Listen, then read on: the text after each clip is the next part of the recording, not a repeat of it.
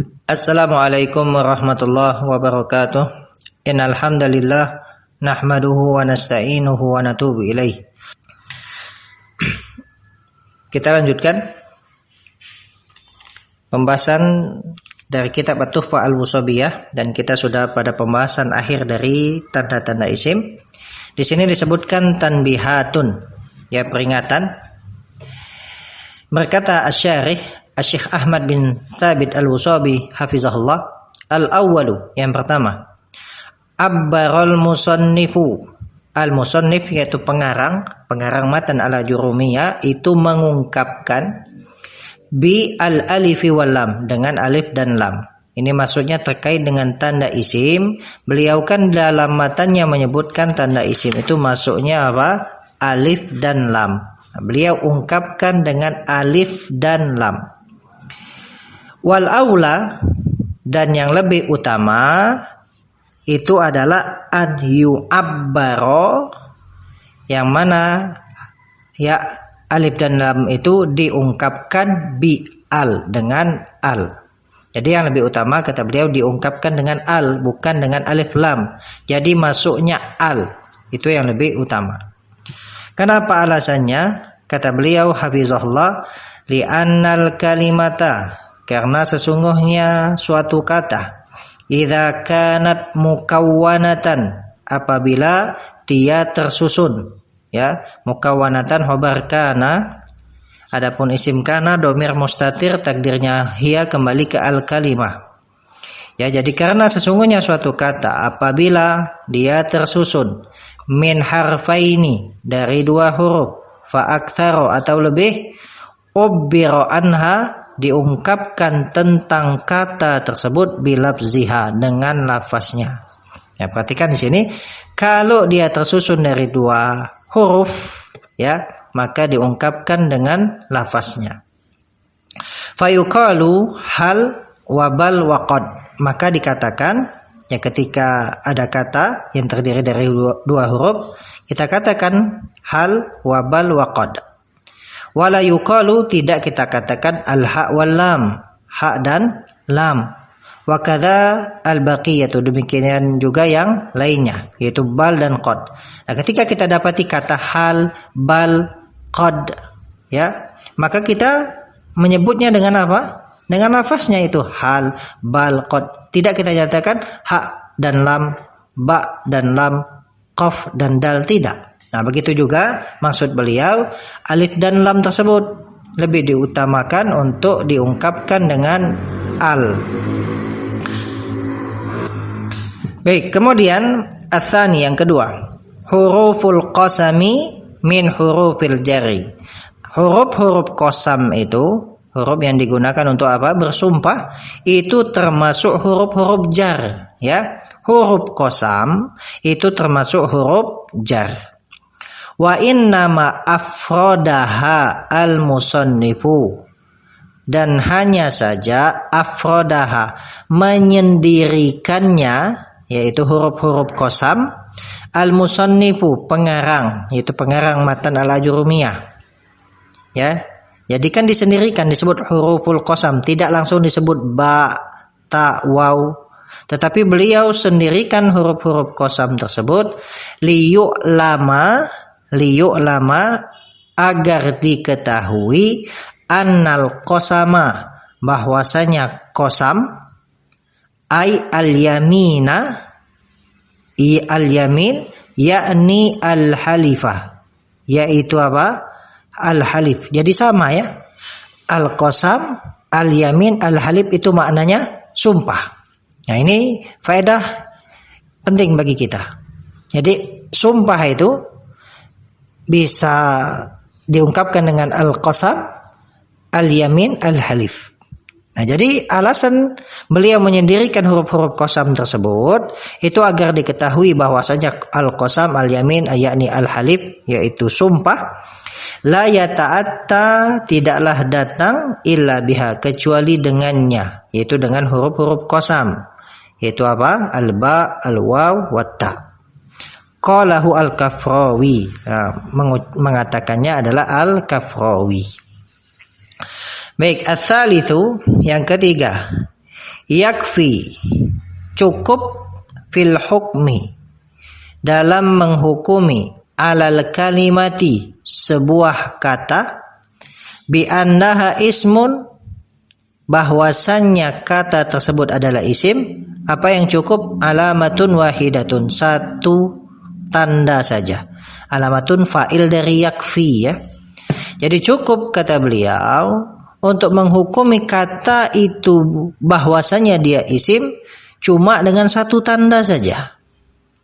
Wa qad tajtami'u, dan terkadang terkumpul, fil ismi, pada isim, alamatani, dua tanda, au aktsaru, atau lebih. Ya, perhatikan di sini. Qad di situ masuk pada fi'il mudhari, maknanya taklil terkadang. Kemudian fa'ilnya mana? Fa'ilnya adalah alamatani, itu fa'il dari tajtami'u. Dan terkadang terkumpul pada isim itu dua tanda, au aktsaru, atau lebih. Nahwu contohnya adalah dhahabtu ilad darsi, dhahabtu ilad darsi. Adapun i'rabnya sama dengan contoh kharajtu minal baiti, sehingga bisa diikuti cara mengi'rabnya. Nah, contohnya dhahabtu ilad darsi. Fad-darsi ismun, maka kata ad-darsi dalam contoh tersebut adalah isim. Bidalili, dengan dalil, dengan tanda dukhuli, masuknya harfil jarri alaihi, huruf jar padanya. Ya, itu yang pertama. Wa dukhuli, dan masuknya al alaihi pada kata ad-darsi tersebut. Wa wujudu atau wa wujudi al-khabdi, dan juga dengan tanda apa? Wujudi al-khabdi, adanya khafd fi akhirih, pada akhirnya, ya. Fahadhihi thalathu alamatin, maka ini adalah tiga tanda. Jadi dalam satu kata, yaitu kata ad-dars ini, kita ketahui dia sebagai isim dengan terkumpul padanya tiga tanda. Yang pertama al, yang kedua atau yang pertama masuknya huruf jar ila, yang kedua adanya al, yang ketiga adanya khafd, yaitu kasrah di situ. Baik. Kemudian kata beliau hafizahullah, wa kullama izdadat, maka semakin bertambah al-alamatu, tanda-tanda tersebut, izdada yakinut talibi, maka bertambahlah keyakinan penuntut ilmu, fil hukmi, dalam menghukumi, alal kalimati, ya, sesuatu kata, bi annaha ismun, bahwasanya kata tersebut adalah isim. Jadi kata beliau, semakin bertambah, semakin banyak tanda yang ada di kata tersebut, ya, yaitu tanda isim, maka semakin yakinlah, ya, seorang penuntut ilmu dalam menghukumi bahwasanya kata itu adalah isim. Kemudian berkata asy-syarih hafizahullah, ar-rabi'u, yang keempat, arafna, kita mengetahui, annahu, bahwasannya, qad yajtami'u, terkadang terkumpul, fil kalimati, pada satu kata, aktsaru, lebih, ya, aktsaru fa'il dari yajtami'u. Terkadang terkumpul pada satu kata aktsaru, apa yang terkumpul? Aktsaru, lebih, min alamatin, dari satu tanda. Lakin, akan tetapi, hunaka, di sana, ba'dul alamati, ada sebagian tanda, la yumkinu abadan, tidak mungkin sama sekali, ya, antajtami'a, untuk tanda-tanda tersebut terkumpul, ma'a ghairiha, bersama selainnya, maksudnya bersama tanda yang lain, ya. Jadi kan dalam satu kata itu terkadang terkumpul lebih dari satu, terkadang dua atau bahkan tiga. Tetapi di sana ada tanda yang tidak mungkin dia itu bergabung atau terkumpul bersama dengan tanda yang lain. Seperti apa contohnya? Kata beliau, kat tanwini, seperti tanwin, wal alifi wal lam, dan alif lam. Al tadi tidak bisa dan tidak mungkin, ya untuk terkumpul pada satu kata. Taqulu raqibtu ala farasin. Nah, engkau katakan raqibtu ala farasin. Saya berkendaraan di atas, atau saya mengendarai kuda, atau saya menunggang kuda. Ya, raqibtu ala farasin, saya menunggang kuda. Nah, di sini farasin bitanwini, dengan tanwin. Fa idza adkhalta alaihi, maka apabila engkau masukkan alaihi pada kata faros itu tadi, al alifa wal lama, alif dan lam, dimasukkan alif lam. Kalau sebelumnya tidak, ala farosin. Wa qulta, dan engkau mengatakan raqibtu alal farosi, aku menunggangi kuda, raqibtu alal farosi, hudhifatit tanwinu, tanwinnya dibuang. Nah, tidak mungkin berkumpul antara alif lam dan tanwin. Jadi ketika ada alif lam dia dibuang, ketika ada tanwin alif lamnya tidak ada. Baik, al-khamisu, yang kelima, ulima min qaulina, telah diketahui dari ucapan kami, fi bidayatid darsi, pada awal pelajaran, famata ra'aita, maka kapan saja ra'aita engkau melihat, fil kalimati, pada satu kata, alamatan, satu tanda, min hadhil alamati, dari tanda-tanda ini, au kanat takbaluha, atau kata tersebut menerimanya, yaitu menerima tanda tersebut, hakamta alaiha, engkau hukumi ya kata tersebut, bi annaha ismun, bahwasanya dia adalah isim. Perhatikan, beliau kan menyebutkan kapan saja engkau dapati pada satu kata itu satu tanda dari tanda-tanda tersebut, ya, dari tanda-tanda isim tersebut satu saja, atau kemudian kata tersebut kita lihat dia bisa menerima. Maksudnya tidak ada tanda-tanda tersebut pada kata tersebut, tetapi dia bisa menerima tanda tersebut. Ya. Jadi nanti ada kata yang pada kata tersebut tidak terdapat tanda isimnya. Akan tetapi kita ketahui dia sebagai isim dengan kata tersebut bisa menerima tanda isim. Nah, maka kata beliau diketahui dari ucapan beliau ini, annal kalimata, bahwasanya suatu kata, atau annal kalimata, bahwasanya kata, ya, bahwasanya kata itu ala qismaini, terbagi menjadi dua macam. Jadi kismun yang pertama adalah kismun, macam atau bagian kata, ya, atau macam kata yang wujidat fihi, terdapat padanya alamatul ismi, tanda isim. Nah, jadi dari apa yang beliau jelaskan tadi, kita ketahui bahwasanya kata itu terbagi menjadi dua macam. Nah, macam yang pertama adalah macam yang terdapat padanya itu tanda isim. Ka Zaidun, seperti kata Zaid, min qaulika, ya, dari ucapanmu hadza Zaidun. Ya, ucapanmu hadza Zaidun. Nah, maka Zaidun di situ, fahadzal qismu taqulu fihi, maka macam kata yang ini, taqulu fihi, engkau katakan padanya, Zaidun ismun, Zaid adalah isim. Jadi dari kata hadza Zaidun, nah kita katakan Zaid adalah isim. Kenapa? Li wujudi alamatil ismi fihi, karena adanya tanda isim padanya. Nah, ini masuk bagian yang pertama tadi, kata yang masuk macam yang terdapat tanda isim padanya. Nah, seperti kata Zaidun pada kalimat hadza Zaidun, itu kita tahu isim karena adanya tanda isim padanya. Wahya, dan tanda isimnya itu adalah at-tanwinu fi akhirih, tanwin pada akhirnya.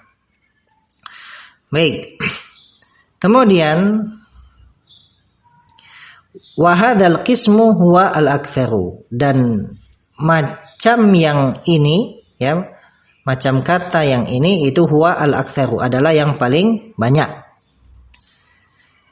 Kemudian wa qismun, dan macam yang berikutnya adalah macam kata yang la yujadu fihi, tidak terdapat padanya alamatul ismi, tanda isim. Nah, ini ada juga kata yang ternyata tidak terdapat padanya tanda isim.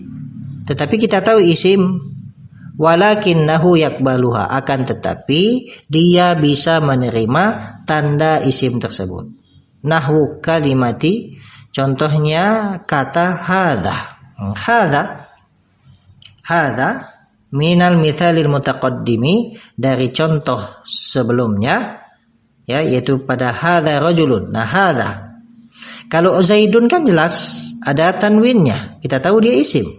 Tetapi kalau haza, ya, haza, perhatikan, fa innaha la yujadu fiha, maka sesungguhnya ya tidak didapati pada kata haza tersebut, yaitu pada kata haza tersebut, ayyu alamatin, satu pun tanda, min alamatil ismi as-sabiqati, dari tanda-tanda isim yang telah lalu.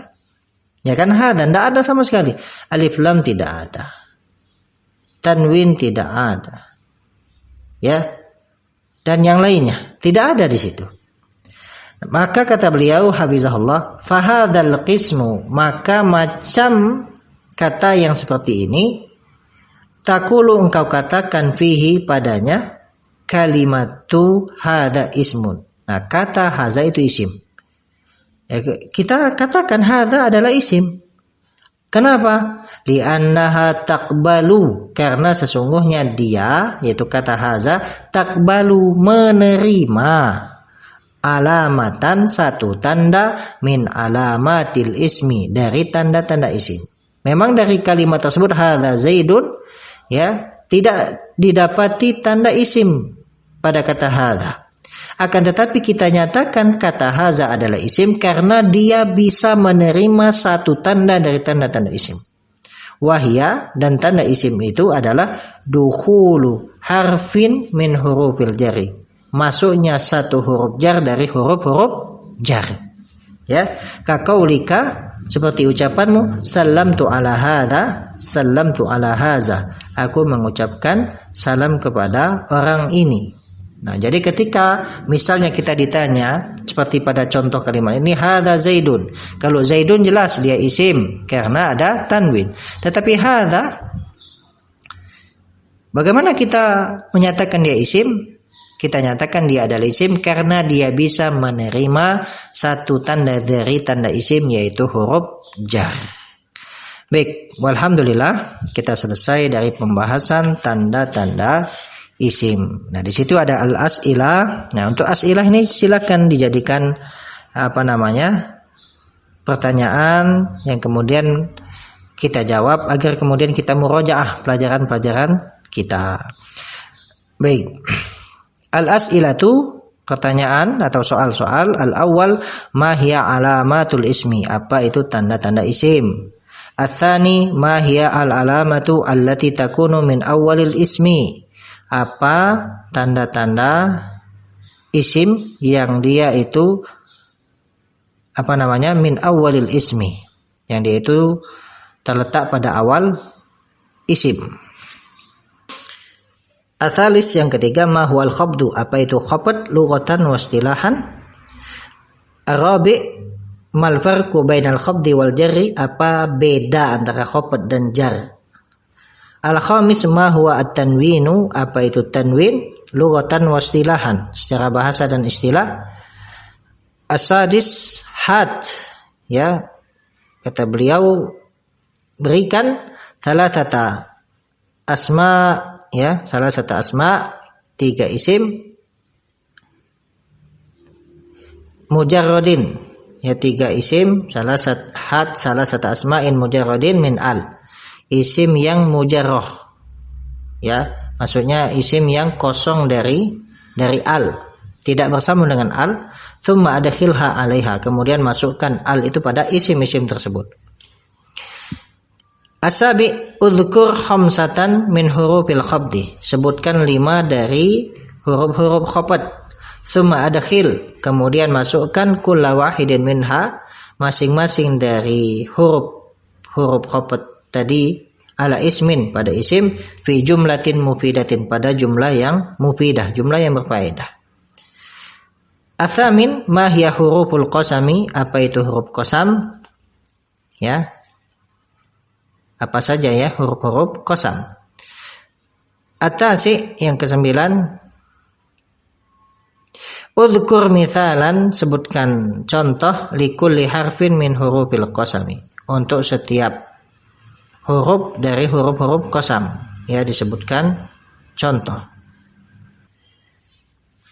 Kemudian al-ashir, yang ke-10, hal tajtami'u fil ismi alamatani, apakah terkumpul pada isim itu 2 tanda, ma'a dzikril mithali, disertai dengan menyebutkan contoh.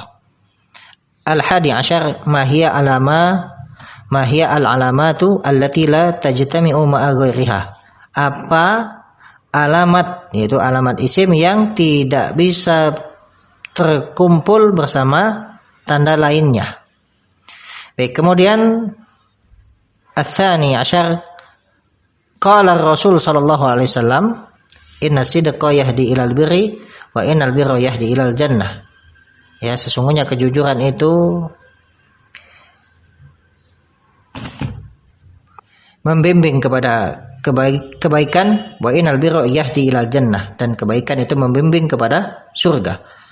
Wala yazalu rajulu yasduqu wa yataharra as-sidqa hatta yaktuba innallahi siddiqa. Baik, nah ini sabda Nabi sallallahu alaihi wasallam ini, kata beliau, pertanyaannya adalah istahrij al-asma'a, keluarkan isim-isim min hadzal hadisi, dari hadis ini. Wabayyin, dan jelaskan al-alamata, tanda, allati arafta, ya, atau ya arafta biha kulla ismin, dan jelaskan tanda yang engkau mengetahui dengan tanda tersebut semua isim atau setiap isim. Jadi keluarkan dari hadis ini tadi mana yang dia isim, kemudian jelaskan tanda-tanda yang engkau ketahui dari setiap isim tersebut. Ya, baik.